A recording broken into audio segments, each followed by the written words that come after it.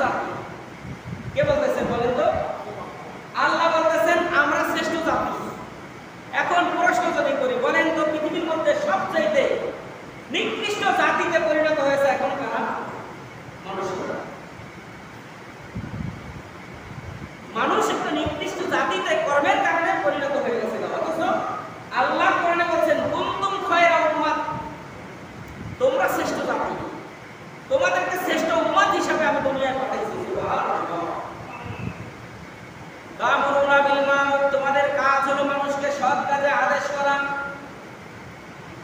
ওয়া তানহাউনা আনিল মুনকার, আর তোমাদের দ্বিতীয় কাজ হলো মানুষদেরকে খারাপ কাজ দেখলে তার থেকে ফিরিয়ে রাখা।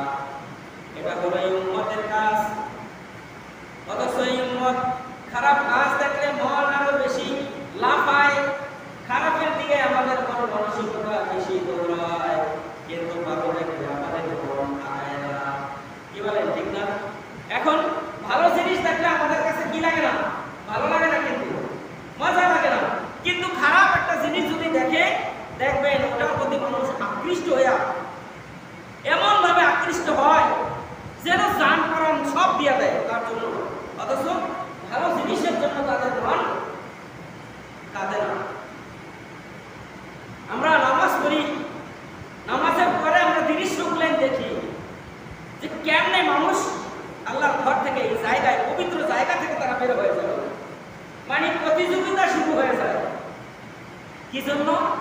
ওই যে বাকি অংশটুকু টেলিভিশনে তুলেছে, ওইটুকু দেখার জন্য। আমরা এই মার্কেট দিয়ে আমরা এই দৃশ্যটাই আমরা দেখতেছি। অথচ আল্লাহ কি বলেন? আল্লাহ বলতেছেন কুনতুম খায়রা উম্মাতিন, তোমরা শ্রেষ্ঠ জাতি, আমি আল্লাহ তোমাদেরকে শ্রেষ্ঠ জাতি হিসাবে দুনিয়ায় পাঠাইছি। কিন্তু আমরা এখন পৃথিবীতে যদি প্রশ্ন করা হয় পৃথিবীর সবচাইতে নিকৃষ্ট জাতি হয়ে গেছে মুসলমানরা, আপনি যেই দিকে তাকান শুধু দেখবেন মুসলমান নির্যাতিত, নিপীড়িত, অপমানিত, অবহেলিত, নিগৃহীত, নিষ্পেষিত। পৃথিবীর যেই দিকে তাকান খালি মুসলমানরা, অন্য কোনো জাতি না। আর যত ভেদাভেদ আছে, যত মারামারি, কাটাকাটি, রক্তারক্তি, গুণাগুণি, যত রকমের আছে, সবগুলো আমাদের মধ্যে প্রতিফলিত হচ্ছে। কি বলেন ভাইরা? সব আমাদের মধ্যে। দেখবেন বিধর্মীদের মধ্যে মারামারি কম, ধরাধরি কম, লুটপাট কম, চুরি চেষ্টামি কম। এরা বোঝে না, এরা এই জিনিসগুলাই বোঝেই না। খ্রিস্টান খাদ্যে ভেজাল দেয় না, ইহুদিরা খাদ্যে ভেজাল দেয় না। যত ভেজাল কাদের মধ্যে? আমাদের মধ্যে। কোনো ভেজাল তাদের মধ্যে নাই, কিন্তু আমাদের কর্মকাণ্ডের মধ্যে খালি ভেজাল আর ভেজাল। ভেজাল ছাড়া আর কোনো কিছুই আমরা দেখি না। আমাদের দেশে ভেজালের বিরুদ্ধে অভিযান দেওয়া হয়, ভেজালের জন্য অধিদপ্তর আছে, অফিসাররা মাঝে মাঝে যায় দোকানপাটে অভিযান দেয়। যেমন এখন ইলিশ মাছের অভিযান চলতেছে। দেখেন কয়দিন মাত্র 20-22 দিনের একটা অভিযান। ইলিশ মাছ ধরার নিষেধের আগের দিনেই তাদেরকে চাল দিয়ে দেওয়া হয়েছে, কিন্তু তারপরে ধরা বন্ধ হয়েছে? ধরা বন্ধ হয় না। পার্শ্ববর্তী রাষ্ট্র ইন্ডিয়া যায়, দেখেন তারা নিষিদ্ধ দিয়েছে, তারা ধরা বন্ধ করে দিয়েছে। অথচ তারা কিন্তু তারা ধরা বন্ধ করে দিয়েছে, কিন্তু আমাদের এই অঞ্চল দিয়ে যারা ধরে এরা সবাই তো মুসলমান। কি বলেন? মুসলমান না? সামান্য 20-22 দিন ধৈর্য ধরেন না। 20-22 দিনের কারণে আপনি সারা বছর আপনার পুত্র আপনি খাইবেন, কিন্তু 20-22 দিন আপনি ধৈর্য ধরতে পারলেন না। আপনি কি মুসলমান হবেন? কি মুসলমান আপনি দাবি করেন? রাষ্ট্রের আইন আমাদের জন্য মান্য করা কি বাধ্যতামূলক না? রাষ্ট্র আইন করেছে, আপনি যে রাষ্ট্রে বসবাস করেন ওই রাষ্ট্রের আইন তো আপনাকে মানতে হবে নাকি? না, হবে না। আল্লাহ নবী রাষ্ট্র পরিচালনা করে নাই, তিনি যা আইন করছেন মানুষ কি মানছে না মানে নাই? মানে নাই, মানছে। এজন্যই তো আল্লাহ বলতেছেন কুনতুম খায়রা উম্মাতিন উখরিজাত লিন-নাস তা'মুরুনা বিল মা'রুফ ওয়া তানহাউনা আনিল মুনকার। আল্লাহ রাব্বুল আলামিন বলেন তোমরা শ্রেষ্ঠ জাতি, আমি আল্লাহ তোমাদেরকে শ্রেষ্ঠ করে দুনিয়ায় পাঠাইছি। তোমাদের কাজ হলো মানুষকে ভালো কাজের দিকে আদেশ আদেশ করবা, খারাপ কাজ থেকে মানুষদেরকে ফিরাইয়া রাখবা। কিয়ামতের ময়দানে একটা লোক হিসাব কিতাবের পরে জাহান্নামে চলে যাবে। জাহান্নামে যাওয়ার পরে জাহান্নামের আগুনের কারণে, জাহান্নামের শাস্তির কারণে ওই লোকটার নারীগুলো বের হয়ে যাবে। নারীগুলো বের হওয়ার পরে অন্যান্য লোকজন যারা তারা এসে জিজ্ঞাসা করবে, ভাই তোমাকে এইভাবে কেন শাস্তি দেওয়া হচ্ছে? তুমি কেন এরকম শাস্তি তোমার উপর আরোপ করা হয়েছে? তোমার মাথার উপর কেন গরম পানি ঢালা হয়? মাথার উপর গরম পানি ঢালে মাথার মগজটা ফেটে পানিগুলো যখন পেটের মধ্যে চলে আসে, নারীগুলোর পুরো পিছন দিক থেকে যখন বের হয়ে যায়, এইভাবে একদল জাহান্নামীকে শাস্তি দেওয়া হবে। মানুষেরা জিজ্ঞাসা করবে, তোমার এই রকম কেন শাস্তি হচ্ছে? তুমি কি অপরাধ করেছো? ওই সময় ওই ব্যক্তিকে জিজ্ঞাসা করা হবে, তোমার কাছে কি দুনিয়াতে কোনো ভালো মানুষ আসে নাই? তোমাকে কি ওয়াজ করা হয় নাই? তুমি কি কোরআনুল কারীমের এই আয়াতে কারিমা জানো না? তা'মুরুনা বিল মা'রুফ ওয়া তানহাউনা আনিল মুনকার। তুমি কি সৎ কাজে, তোমার কাছে কি কেউ এই অপরাধের কারণে সৎ কাজ দেওয়ার আদেশ দেওয়ার জন্য কেউ আসে নাই? তোমার খারাপ কাজের জন্য তোমাকে কি কেউ নিষেধ করে নাই? তখন ওই ব্যক্তিটা বলবে, ভাই আমি এই মানুষদেরকে সৎ কাজে আদেশ করতাম, আমি এই মানুষদেরকে খারাপ কাজ থেকে ফিরায় থাকার জন্য বলতাম, কিন্তু সৎ কাজের আদেশ আমি মানুষকে ঠিকই দিতাম, কিন্তু আমি মানতাম না। আমি মানুষকে বলতাম তুমি ভালো কাজ করো, এই কাজটা করলে তোমার জন্য কল্যাণ, এই কাজটা তোমার জন্য মঙ্গল, এই কাজটা তোমার উপকার হবে, এই কাজটা তুমি করো, আর খারাপ কাজ করো না। আমি মানুষকে ভালো কাজের আদেশ দিতাম, কিন্তু আমি পালন করতাম না। আমি মানুষদেরকে খারাপ কাজ থেকে বিরত রাখার জন্য বলতাম, কিন্তু আমি খারাপ কাজ নিরাশে করতাম। ও ভাই, এই জন্য আমার উপরে এইরকম শাস্তি হইতেছে। এখন বলে আল্লাহ তাআলার কোরআনুল কারীমের আয়াতের অবস্থাটা কি?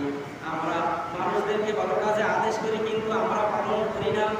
এইরকম চরিত্রের মানুষ আমাদের সমাজে আছে কি বলেন? আছে আছে বুড়ি বুড়ি সব। ওই আমার মনে হয় 100 জনের ভিতরে 99 জন মানুষেরা ভালো কাজের জন্য বলে, কিন্তু নিজে পালন করে না। মানুষকে খারাপ কাজ থেকে ফিরায় রাখার জন্য, থাকার জন্য বলে, কিন্তু নিজে আমল করে না। আমরা মানুষকে ওয়াজ করতে পছন্দ করি, কিন্তু আমল করতে পছন্দ কি বলেন? বুঝাইছে? মানুষকে ওয়াজ করতে পছন্দ করি, কিন্তু আমল করতে পছন্দ করি না। আমরা শুধু মানুষকে ওয়াজ করার জন্যই কি আল্লাহ আমাদেরকে পাঠাইছেন? কি বলেন? না, আমি যা পালন করব মানুষকে তা পালন করার জন্য বলবো। আমি যা খারাপ থেকে বিরত থাকবো মানুষকেও খারাপ থেকে বিরত থাকার জন্য বলবো।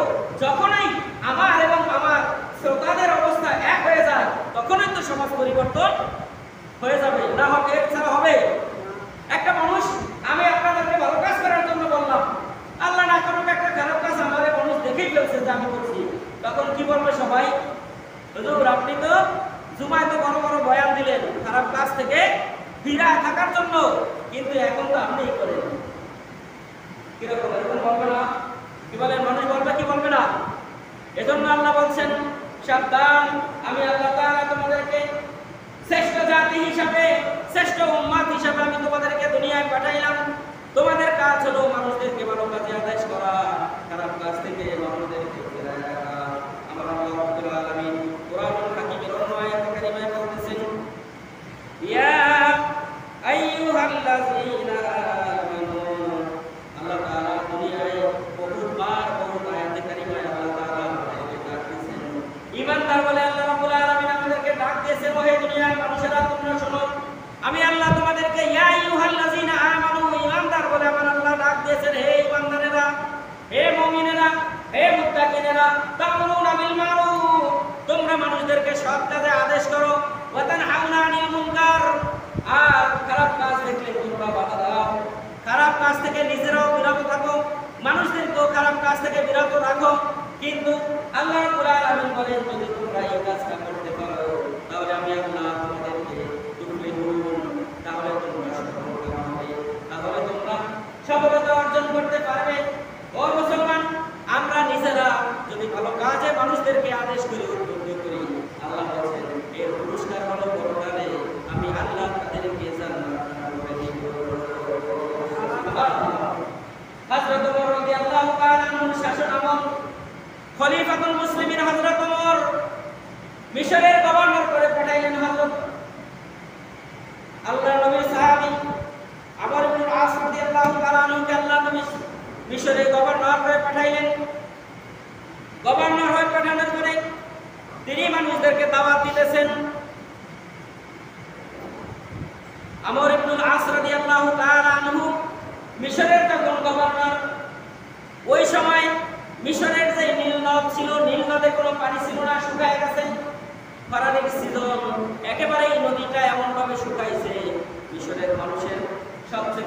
মিশরের মানুষের ফসলাদি ছিল চাষাবাদ করা। তাদের উপার্জনের একমাত্র পথ ছিল চাষাবাদ। তারা ফল ফলাদি, তরি তরকারি, ধান, চাল, গম এইগুলো তারা উৎপাদন করত। বলেন তো পানি ছাড়া কোনো ফসল হবে? পানি ছাড়া কোনো ফসল হয়? কোনো ফসল হয় না। মরুভূমি হয়ে গেছে, নীল নদটা একদম শুকায় মরুভূমি হয়ে গেছে। হযরত ওমর ইবনে আস রাদিয়াল্লাহু তাআলা আনহু পুরা সংসদ ভবন তারা ঘেরাও করেছে জনগণ। যারা বললেন, আপনি আমাদের গভর্নর, আপনি আমাদের রাষ্ট্রপ্রধান, আপনাকে হযরত ওমর রাদিয়াল্লাহু তাআলা আনহু রাষ্ট্রপ্রধান করে আমাদের দেখাশোনার জন্য আমাদের ইমাম হিসাবে পাঠাইছেন। আপনি যেহেতু আমাদের ইমাম, আমাদের নীল নদে পানি নাই, এখন আপনি আমাদের জন্য পানির ব্যবস্থা করেন। যদি পানির ব্যবস্থা করতে না পারেন, আপনাকে আমরা সংসদ ভবন থেকে বের হতে দিব না, আপনার বাড়ি ঘর থেকে আপনাকে বের হতে দিব না। বিপদে পড়ছে ওমর ইবনে আস। হযরত ওমর ইবনে আস রাদিয়াল্লাহু তাআলা আনহু বিপদে পড়ে গেলেন। তিনি চিন্তায় পড়ে গেলেন। তিনি চিন্তা করে দেখলেন যে মিশরের মানুষের উপার্জনের একমাত্র পথ হচ্ছে পানি। পানি হইলে ফসল হয়, পানি না হইলে ফসল হয় না। দুর্ভিক্ষ দেখা দিবে অচিরেই। হযরত ওমর ইবনে আস রাদিয়াল্লাহু তাআলা আনহু চিঠি লিখলেন হযরত ওমরের কাছে। হযরত ওমর রাদিয়াল্লাহু তাআলা আনহুর কাছে চিঠি লিখলেন, আমিরুল মুমিনিন খলিফাতুল মুসলিমিন হযরত ওমর, আমার সালাম নেবেন। বড় কথা হলো মিশরের মানুষ দুর্ভিক্ষের মধ্যে পড়ে যাবে, কারণ নীল নদে এক ফোঁটা পানিও নাই। পানি না থাকলে মিশরের মানুষেরা ফসল উৎপাদন করতে পারবে না। তারা না খেয়ে তো মরুভূমি হয়ে যাবে, না খেয়ে তো তারা দুর্ভিক্ষে পড়ে মারা যাবে। এখন আপনি যেহেতু রাষ্ট্রপ্রধান, হযরত ওমর রাদিয়াল্লাহু তাআলা আনহু আমাদের মতো বাংলাদেশের রাষ্ট্রপ্রধান ছিল না, আমাদের মতো বাংলাদেশের না একটু ছোট্ট রাষ্ট্রপ্রধান ছিল। পৃথিবীর 50টার উপর রাষ্ট্রের প্রধান ছিলেন হযরত ওমর। পৃথিবীর 50টার উপরে রাষ্ট্র কোন কোন রাষ্ট্র সেইগুলাই? সোভিয়েত ইউনিয়ন, বাংলাদেশের 65টা বাংলাদেশের সমান। বাংলাদেশের 65টা বাংলাদেশ একসাথে জোড়া দিলে যত বড় সোভিয়েত ইউনিয়ন মানে রাশিয়া অত বড়। সুবহানাল্লাহ। এই রকম আমাদের পার্শ্ববর্তী দেশ ভারত, বাংলাদেশের 28টা বাংলাদেশের সমান। আমাদের পাশে আরেকটা বড় দেশ আছে চীন, এটা বাংলাদেশের প্রায় 70টার কাছাকাছি। এইরকম বিশাল ভূখণ্ড নিয়ে হযরত ওমর রাদিয়াল্লাহু তাআলা আনহু অর্ধ জাহানের খলিফা হযরত ওমরের কাছে চিঠি লিখলেন। ওমর ইবনে আস রাদিয়াল্লাহু তাআলা আনহু, খলিফাতুল মুসলিমিন, আপনি তো আমাকে গভর্নর করে পাঠিয়েছেন মিশরে। এখন যদি আমি পানির ব্যবস্থা করতে না পারি, আমার বাড়ি ঘর তো ঘেরাও করে রেখেছে, আমাকে বের হতে দিবে না। প্রয়োজন হলে তারা আমাকে হত্যা করবে এবং আমার যারা সংসদে যারা দায়িত্ব পালন করবে সবাইকে তারা মেরে ফেলবে। আপনি একটু পানির ব্যবস্থা করেন, যদি রাষ্ট্রীয়ভাবে কোনো ব্যবস্থা থাকে আপনি আমাকে পরামর্শ দেন, আমি সেইভাবে কাজ করব। হযরত ওমর রাদিয়াল্লাহু তাআলা আনহু পাল্টা চিঠি হযরত ওমর ইবনে আসকে লিখলেন না, তিনি সরাসরি নীল নদকে চিঠি লিখে দিলেন। সুবহানাল্লাহ বলেন না? নদীরে চিঠি লিখছে। চিঠি লাগছে কারে? নদীর কাছে চিঠি লাগছে। নদী কি পড়ালেখা জানে? নদী কি পড়ালেখা জানে? কথা বলে না, জানে? ওর কি জবান আছে? হযরত ওমর রাদিয়াল্লাহু তাআলা আনহু ওমর ইবনে আসের কাছে চিঠি লিখলেন না, চিঠি লিখলেন নদীর কাছে, সরাসরি নীল দরিয়ার কাছে চিঠি লিখলেন। চিঠির মধ্যে তিনি লিখে দিলেন, ও নীল দরিয়া, আল্লাহ রাব্বুল আলামিন যত মাখলুক সৃষ্টি করেছেন পৃথিবীতে, সব মাখলুককে আমাদের জন্য আল্লাহ গোলাম বানায় দিয়েছেন। আমরা আল্লাহর গোলাম, আর মাখলুক তোমরা সব হইলা আমাদের গোলাম। আল্লাহ বলছেন, বান্দা যদি আমি আল্লাহর জন্য হয়ে যায়, আমার গোলাম হয়ে যায়, আর আমি আল্লাহ আমার সকল মাখলুককে আমার বান্দাদের জন্য গোলাম বানায় দিলাম। হযরত ওমর চিঠি লিখছেন,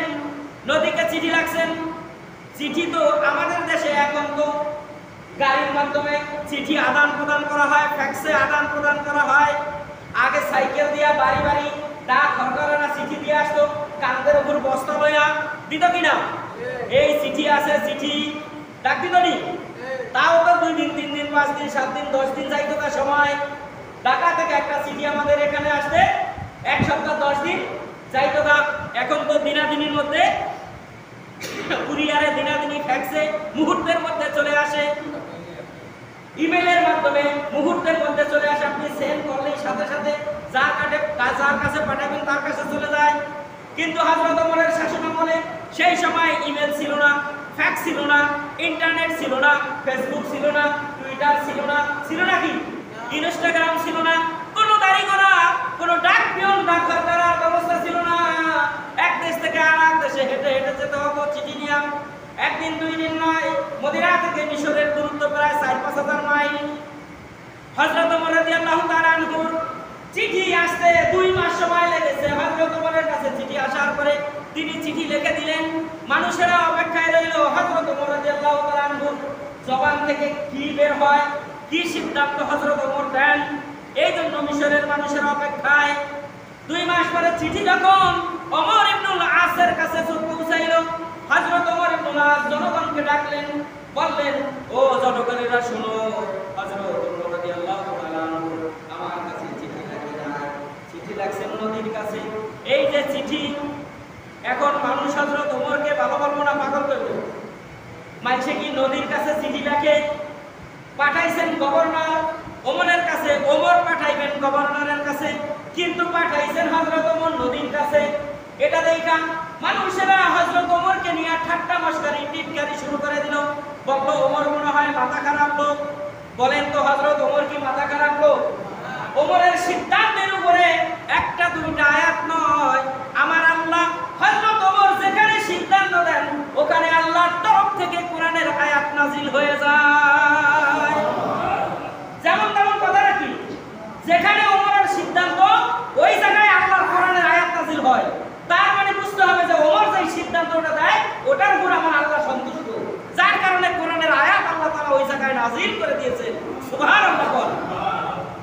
হযরত ওমরকে যখন নিয়ে টিটকারি শুরু করলো মানুষেরা, মিশরের মানুষেরা, এবার মিশরের মানুষেরা বলল, ওমর ইবনুল আস, তুমি আমাদের গভর্নর, পানির ব্যবস্থা কেমনে করো আমরা জানি না, পানির ব্যবস্থা না করলে হত্যা করব তোমাকে। হযরত ওমর ইবনুল আস রাদিয়াল্লাহু তাআলা আনহু মিশরের মানুষদেরকে বললেন, ও মিশরের মানুষেরা শোনো, তোমরা হযরত ওমরকে তোমরা চিনো না, তোমরা হযরত ওমরকে চিনো না, চিনতে পারো না, এই কারণ কোনদিন ওমরকে তোমরা দেখো নাই। তার সিদ্ধান্তের ব্যাপারে তোমাদের কোনো যোগ্যতা নাই, তার সিদ্ধান্তের ব্যাপারে তোমাদের কোনো যোগ্যতাই নাই, যার কারণে তোমরা উল্টাপাল্টা কথা বলতেছো। তোমরা একটু শোনো, একটু সিদ্ধান্তটা শোনো। হযরত ওমর রাদিয়াল্লাহু তাআলা আনহু যেই নদীর কাছে চিঠি লিখেছেন, নিঃসন্দেহে আমার আল্লাহ ওমরের সিদ্ধান্তের উপর সন্তুষ্টির কারণে হযরত ওমর রাদিয়াল্লাহু তাআলা আনহু নদীকে চিঠি লিখেছেন। তোমরা অপেক্ষা করো না কি হয় দেখো, তোমরা সবাই আমার সঙ্গে চলো। হযরত ওমর ইবনুল আস রাদিয়াল্লাহু তাআলা আনহু জনগণকে হাতে নিয়ে সঙ্গে নিয়ে তারা রওনা করলেন নীল দরিয়ায়। নীল দরিয়ার মাঝখানে যাওয়ার পরে নীল দরিয়াকে উদ্দেশ্য করে হযরত ওমর ইবনুল আস রাদিয়াল্লাহু তাআলা আনহু ওমরের চিঠিটা পড়ে শোনাইলেন নীল দরিয়াকে। নীল দরিয়াকে বললেন, ও নীল দরিয়া তুমি শোনো, এই চিঠিটা ওমর ইবনুল আস দেয় নাই, এই চিঠিটা দিয়েছেন রাসূলুল্লাহ সাল্লাল্লাহু আলাইহি ওয়াসাল্লামের সাহাবী খলিফাতুল মুসলিমিন হযরত ওমর। ও সাগর, ও নদী শোনো, তোমার কাছে যে চিঠি লিখেছে আমার দায়িত্ব হলো গভর্নর হিসেবে তোমার কাছে চিঠিটা পৌঁছে দেওয়া। আমি তোমার এই নদীর মাঝখানে, এই দরিয়ার মাঝখানে চিঠিটা রেখে গেলাম, বাকি সিদ্ধান্ত তোমারটা তুমি নিবা। এই কথা বলে ওমর ইবনুল আস রাদিয়াল্লাহু তাআলা আনহু সবাইকে নির্দেশ করলেন, তোমরা দ্রুত নদী থেকে তোমরা দ্রুত পার হয়ে যাও, উঠে যাও করে। কারণ হযরত ওমরের সিদ্ধান্তের উপরে যদি আল্লাহ তাআলা খুশি হইয়া কোরআনের আয়াত নাযিল করে, তাহলে অবশ্যই আজকের এই চিঠির উপরে আমার আল্লাহ খুশি হইয়া নীল দরিয়াকে পানি দিয়া ভরে দিতে পারবে কি পারবে না? আওয়াজ দেন, পারবে কি পারবে না? হযরত ওমর ইবনুল আস বলেন, তোমরা তাড়াতাড়ি করে পারে চলে যাও। হযরত ওমর সবাইকে নিয়ে দ্রুত গতিতে তারা নদীর কিনারায় চলে আসে। কিনারায় আসতে আসতে হযরত ওমর ইবনুল আস বলেন, আমি চেয়ে দেখলাম আমরা কিনারায় আসার আগে দিল করিয়া পানি দিয়ে আল্লাহ করে দিয়েছে। সিদ্ধান্ত কার? আওয়াজ দেন, সিদ্ধান্ত কার? সিদ্ধান্ত কার? বলেন তো, আমার আল্লাহর বান্দারা গোলামেরা যদি আল্লাহর কাছে কিছু চায়, আল্লাহ দেয় কি দেয় না? যদি বান্দা মুস্তাজাব দাওয়া হয়ে যায়, আল্লাহ বলছেন বান্দা যদি মুস্তাজাব দাওয়া হয়, ওই বান্দা আমার কাছে যা চাইবে আমি আল্লাহর সাথে সাথে তাদেরকে তাই দিয়ে দেব। ওই যে রুটিওয়ালার কথা বলছিলাম না গত সপ্তাহে, মনে আছে? আল্লাহর কাছে দোয়া করছে, আল্লাহ তুমি জমানার বিখ্যাত আলেম ইমাম আহমদ ইবনে হাম্বলের সঙ্গে দেখা না করাইয়া আমারে মৃত্যু দিও না। আল্লাহ দেখা করাইছে না করাই নাই? কি বলেন, করাইছে কি করাই নাই? আল্লাহ নবীজিকে দেখে পাথর সালাম দিয়েছিল, মনে আছে? বলছিলাম আল্লাহ নবীজিকে দেখে জান্নার বাঘ সিংহগুলো দাঁড়াইয়া সালাম দিয়া বলতেছে, ইয়া রাসূলুল্লাহ, ইয়া হাবিবাল্লাহ, এই উট ভেড়া ছাগল দুম্বার মালিকদেরকে আপনি বলে দেন, তারা যদি তাদের উট ভেড়া দুম্বার থেকে আমাদেরকে যদি ভাগ না দেয়, কারণ আমরা মাংসপেশী প্রাণী, আল্লাহর সৃষ্টি, তারা যদি আমাদেরকে ভাগ না দেয় আমরা কিন্তু মন মতো সব খাইলাম। আল্লাহ নবীজি সাহাবাদেরকে বললেন, উট ভেড়া বর্গী দুম্বার মালিকদেরকে বললেন, এই যে সিংহ এবং বাঘ আমার কাছে কি বলেছে শুনেছো? সাহাবায়ে কেরাম বলেন, ইয়া রাসূলুল্লাহ, ওটার ভাষা তো আমরা বুঝি না, আপনি বুঝেন। রহমাতাল লিল আলামিন, আল্লাহ তাআলা সকল সৃষ্টির ভাষা বোঝার ক্ষমতা আল্লাহ আপনাকে দিয়েছেন, আমরা বুঝি নাই। এবার আল্লাহ নবীজি বললেন, ও সাহাবীরা শোনো, বাঘ আমাকে সালাম দিয়ে বলল, ইয়া রাসূলুল্লাহ, ইয়া হাবিবাল্লাহ, আল্লাহ তো আমাদেরকে মাংস খাওয়ার জন্য সৃষ্টি করেছেন, আমাদের খাবারই হলো মাংস। ইয়া রাসূলুল্লাহ, আপনি উট ছাগল বরাবরকির মালিকদেরকে বলে দেন, তারা তাদের ওই উট বরাবরকির থেকে আমাদেরকে একটা অংশ দিবে, যেই গুলান খায় আমরা জীবন যাপন করব। এখন তারা কতটুকু অংশ আমাদেরকে দিবে আপনি একটু বলে দেন। এবার আল্লাহ নবী বললেন, উট ভেড়া দুম্বার মালিক তো আর আমি না, মালিক যারা আমি তাদের কাছে জিজ্ঞাসা করে দেখি। উট ভেড়া দুম্বার মালিকদেরকে যখন জিজ্ঞাসা করলেন, তারা বললেন, তারা নাকচ করলেন, তারা বললেন যে না, আমাদেরকে আমরা দিব না। এবার আল্লাহ নবী বললেন, ঠিক আছে, তোমরা যদি না দাও তাহলে তাদের যেই রকম ইচ্ছা, যেইটা ইচ্ছা ওইটাই তারা ধরে ধরে খাবে, তখন কিন্তু তোমরা বাধা দিতে পারবে না, কারণ বাঘ সিংহের কাছে যাইতে পারবো কেউ?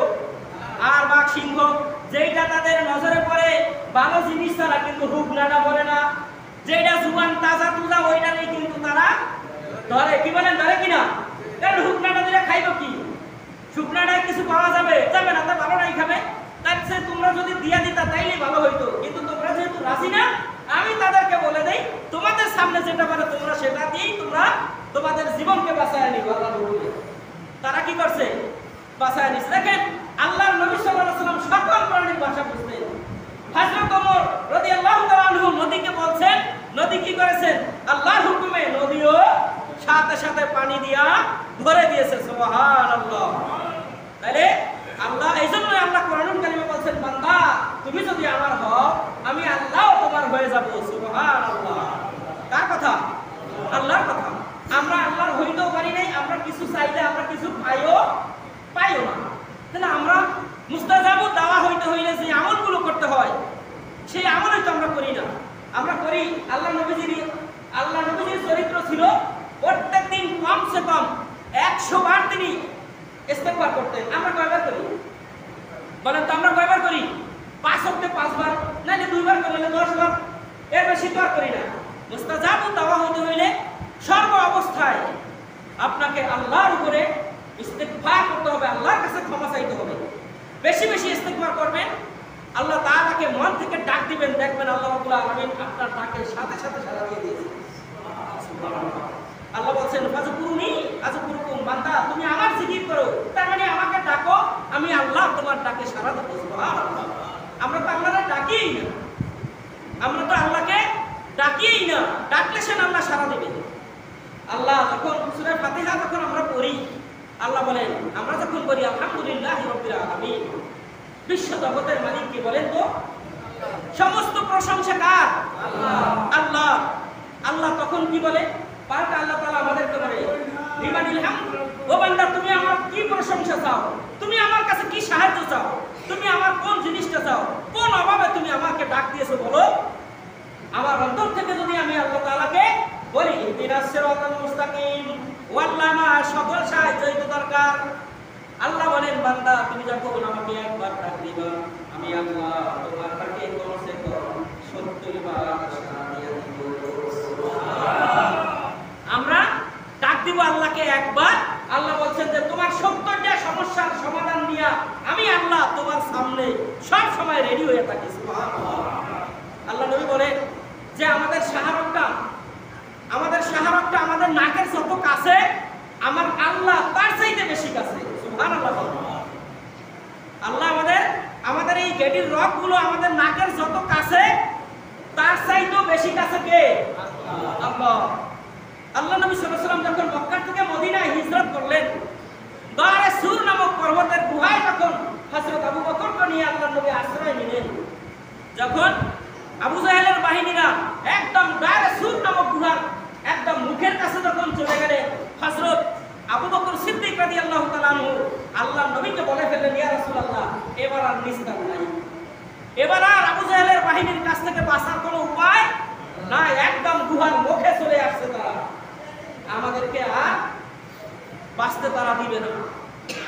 আল্লাহ নবী সাল্লাল্লাহু আলাইহি ওয়াসাল্লাম আবু বকরকে অভয় দিয়ে বলেন, আবু বকর ভয় পেও না, এই জায়গায় আমরা দুইজন নই, তৃতীয়জন যিনি আছেন তিনি কে? আল্লাহ নবী বলেন যে এই জায়গায় তুমি বলছো তুমি আবু বকর আর আমি রাসূল, আর কেউই নাই।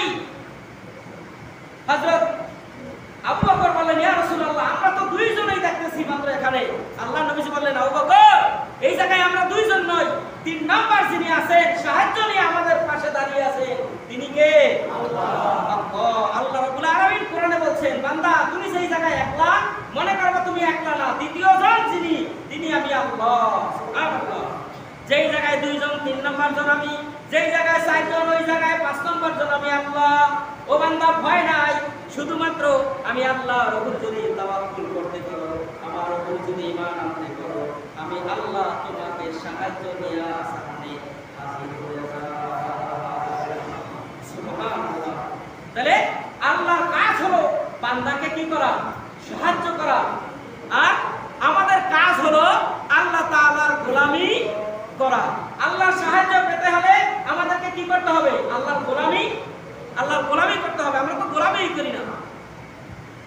আল্লাহ নবী সাল্লাল্লাহু আলাইহি ওয়াসাল্লাম বলছেন, যারা বেঈমান হবে, যারা বেঈমান, যাদের ঈমান নাই, যারা মুনাফিক, এই মুনাফিকের কাছে 2 ওয়াক্তের নামাজ সবচেয়ে কঠিন। কয় ওয়াক্তের নামাজ বললাম? 2 ওয়াক্তের নামাজ মুনাফিকদের কাছে সবচেয়ে বেশি কঠিন। এক হলো ফজরের নামাজ আর 2 নম্বর হলো ইশারের নামাজ। আল্লাহ রাব্বুল আলামিন বলছেন, যারা ফজর এবং ইশারের নামাজ যারা জামাতে আদায় করবে তারা ঈমানদার। কে বলছেন? আল্লাহ বলছেন। আল্লাহ দেখেন এখানে কথাটা কি রকম, যারা মুনাফিক হয় তারা 2 ওয়াক্তের নামাজের বেশি ভয় পায়। তাইলে যারা এই 2 ওয়াক্ত নামাজ আদায় করে তারা কি? মুনাফিকের বিপরীতটা কি? ঈমানদার না? মুনাফিকের বিপরীত কি? ঈমানদার। মানে যাদের ঈমান আছে তারা হলো ঈমানদার, আর যাদের ঈমান নাই তারা হলো কি? মুনাফিক বা কাফির। এজন্য আল্লাহ নবী বলেন, যাদের কাছে সবচেয়ে বেশি মুনাফিকদের কাছে কষ্ট হলো ফজরের নামাজ এবং ইশারের নামাজ। এই 2টা নামাজকেই তারা বেশি কষ্ট মনে করে। কত আশ্চর্য কথা! আমরা যারা নামাজ পড়ি না, আমাদের ব্যাপারে আল্লাহ তাআলার এই কঠিন সিদ্ধান্তটা আমাদের ব্যাপারে মারাত্মক একটা বিষয় কিনা বলেন তো? কঠিন কিনা? আমরা যত কষ্ট হোক নামাজ যেন আমরা না ছেড়ে দেই। আমরা কি ওয়াদা দিতে পারবো আল্লাহকে যে আল্লাহ যতদিন হায়াত রাখবেন, সুস্থ রাখবেন, ততদিন পর্যন্ত আমরা আপনার হুকুম নামাজকে আমরা ছেড়ে দিব না? বলতে পারবেন? সাহস নাই। বলার মতন সাহস খুব কম মানুষেরই কি আছে, কিন্তু আমরা তো বলেই যাব। সিদ্ধান্ত নেওয়ার মালিককে আল্লাহ। আপনাকে যদি আল্লাহ তাআলা নামাজ না পড়ে মাফ করে দেয়, আমার তো সমস্যা নাই, আছে। কিন্তু আল্লাহর কোরআন আপনাকে কি বলছে? একবার দুইবার বলে নাই, একবার দুইবার নয়। আল্লাহ তাআলা কোরআনুল কারীমের মধ্যে 82 জায়গায় আল্লাহ তাআলা বলেছেন, ওয়াকিমুস সালাহ ওয়া আতুস যাকাত। বান্দা নামাজ কায়েম করো, যাকাত আদায় করো। কেন বলছেন? এত বলার দরকারটা কি ছিল? একবার বলে তো আল্লাহর কথা একবারের বেশি বলা লাগে? কি বলেন? একবার বেশি বলা লাগে? লাগে না, কিন্তু তারপরে আল্লাহ কেন এতবার বললেন? তার মানে ঈমান আনার পরে সবচেয়ে গুরুত্বপূর্ণ ইবাদতের নামই হচ্ছে নামাজ। এই জন্যই আল্লাহ তাআলা আর আল্লাহ কিয়ামতের ময়দানে বান্দাকে বলবেন যে সর্বপ্রথম বান্দার যে আমলের হিসাব নেওয়া হবে তাও তো নামাজ। আল্লাহ বলেন যদি বান্দা নামাজের হিসাব আমি আল্লাহর কাছে যদি কিয়ামতের ময়দানে সঠিকভাবে দিয়া দিতে পারে, আমি আল্লাহ অন্য কোনো আমলের হিসাব নিলেও নিতে পারি, নাও নিতে পারি, আমি আল্লাহর নামাজ দিয়ে আমার বান্দাকে মাফ করে জান্নাত দিয়ে দিব। তাহলে আমরা সেই আমলটাই কি করি না? আমরা সেই আসল আমলটাই কি করি না? তাহলে আমরা কেমনে আল্লাহ তাআলার কাছে মাফ চাইতে পারি বলেন? কেমনে আমরা আল্লাহ তাআলার কাছ থেকে ক্ষমা চাই? প্রিয় হাজিরিন, আল্লাহ রাব্বুল আলামিন কোরআনে হাকিমে এজন্যই বারবার বলতেছেন কুনতুম খায়রা উম্মাতিন উখরিজাত লিন-নাস তা'মুরুনা বিল মা'রুফ ওয়া তানহাউনা আনিল মুনকার। ও বান্দা, আমি তোমাদেরকে শ্রেষ্ঠ করে বানাইছি। এই দুনিয়াতে যত মানুষ আছে সকল মানুষকে আল্লাহ শ্রেষ্ঠ করে বানাইছেন। কুনতুম খায়রা উম্মাত আল্লাহ নিজে বলেছেন। অন্য জায়গায় আল্লাহ তাআলা বলেছেন তোমরা শ্রেষ্ঠ জাতি। আল্লাহ তাআলা অন্য জায়গায় বলেছেন লাকাদ ওয়া লাকাদ কাররামনা বানি আদম। আমি বনি আদমকে সম্মান দিয়া ইজ্জত দিয়ে আমি আল্লাহ বানাইছি। আল্লাহর কথা। আল্লাহ আমাদেরকে সম্মান ইজ্জত দিয়া বানাইছেন। বাস্তবে আমাদের কোনো সম্মান ইজ্জত পৃথিবীতে নাই। বলেন তো পৃথিবীর মধ্যে সবচাইতে নিকৃষ্ট জাতি কারা? যদি প্রশ্ন হয় উত্তর আসবে মুসলমানেরা। যদি আল্লাহর কোরআনের ভাষ্য অনুযায়ী যদি উত্তর দেই তাইলে আমরা উত্তর দিতে পারবো আমরা কুনতুম খায়রা উম্মাহ, আমরা শ্রেষ্ঠ জাতি। কিন্তু বাস্তবিক দিকে আমরা নিকৃষ্ট একটা জাতিতে পরিণত হয়ে গেছিলাম আমাদের কর্মকাণ্ডের কারণে। যেই নবীজি সাল্লাল্লাহু আলাইহি ওয়াসাল্লাম বিদায় হজের সময় যেই মানুষগুলো স্বর্ণের মানুষগুলো রেখে গিয়েছেন, ওই মানুষের আদর্শের সাথে আমাদের কোনো আদর্শের মিল আছে? বলেন তো আদর্শের কোনো মিল আছে? আল্লাহ নবীজি বলেছেন, আল্লাহ নবী সাল্লাল্লাহু আলাইহি ওয়াসাল্লাম বলেছেন খায়রুল কুরুনি কারনি সুম্মাল্লাযিনা ইয়ালুনাহুম সুম্মাল্লাযিনা ইয়ালুনাহুম। আমার যুগ শ্রেষ্ঠ যুগ, আমার সাহাবীদের যুগ, তারপরে শ্রেষ্ঠ যুগ, তারপরে তাবেঈদের যুগ, তারপরে তাবেঈদের যুগ। এরপরে আর আল্লাহ নবীজি বলেন নাই। এখন আমাদের অবস্থাটা এমন হয়েছে দেখেন, আমরা যেই দিকে যাই ওই দিকেই শুধু মুসলমান, তাই না? আমাদের মধ্যে কোনো মিল নাই। দেখবেন আমি লম্বা টুপি মাথায় দিছি, আরেকজনে গোল টুপি মাথায় দিছে। মুসলমানের মধ্যে ভেদাভেদ গুলো টুপি দিয়েও কি করছে? ভেদাভেদ করে দিয়েছে। কি বলেন? করে নাই? যে গোল টুপি মাথায় দেয় হ্যাঁ লম্বাটা দেখতে না, যে লম্বাটা মাথায় দেয় হ্যাঁ পাঁচকল্লি দেখতে না, যে জালি টুপি মাথায় দেয় হ্যাঁ মোড়া টুপি দেখতে না।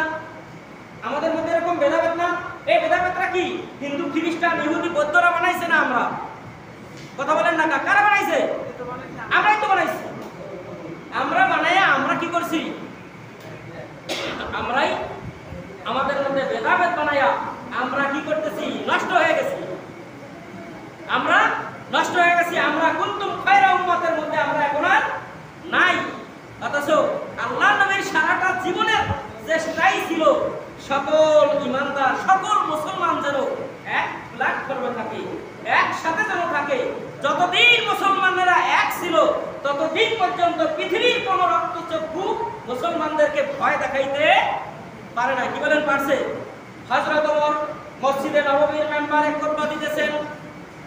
আল্লাহ তাআলা ঈমানের চক্ষু এত পাওয়ার বানায় দিয়েছিলেন, মদিনা থেকে প্যালেস্টাইনের দূরত্ব ছিল 5000 মাইল। আল্লাহ নবীজির পাঠানো যুদ্ধের কাফেলা তখনও কাফেরদের বিরুদ্ধে যুদ্ধ করতেছিলেন। আল্লাহ নবীজি দুনিয়া থেকে বিদায় নিয়েছেন, হযরত আবু বকর বিদায় নিয়েছেন, হযরত ওমরের শাসনামল খুতবা দিতেছেন। এই অবস্থায় ঈমানের চোখে পাওয়ার কত বড়! আমার আপনার চোখের পাওয়ার দেওয়ালের অপর পৃষ্ঠ কি দেখি না? আমার পিছনে কে কি করে দেখি না। কি বলেন? দেখেন কেউ? আমাদের পিছনে যা এগুলো আমরা দেখি না। কিন্তু হযরত ওমরের চোখের পাওয়ারটা, ঈমানের পাওয়ারটা এত আল্লাহ বেশি দিয়ে দিয়েছেন। 5000 মাইল দূরে কি হইতেছে? হযরত ওমর জুমার খুতবায় পয়সা আল্লাহ তাআলা তার ঈমানের চোখ দিয়া দেখায় দিতেছে। হযরত সারিয়া রাদিয়াল্লাহু তাআলা আনহুর নেতৃত্বে আল্লাহর নবীজি প্যালেস্টাইনে যুদ্ধের জন্য কাফেলা পাঠাইছিলেন। ওই যুদ্ধের কাফেলাকে একটা পাহাড়ের কিনারায় আটকায় ফেলেছেন কাফেররা। চতুর্দিক থেকে মুসলমানদেরকে ঘেরাও দিয়েছেন।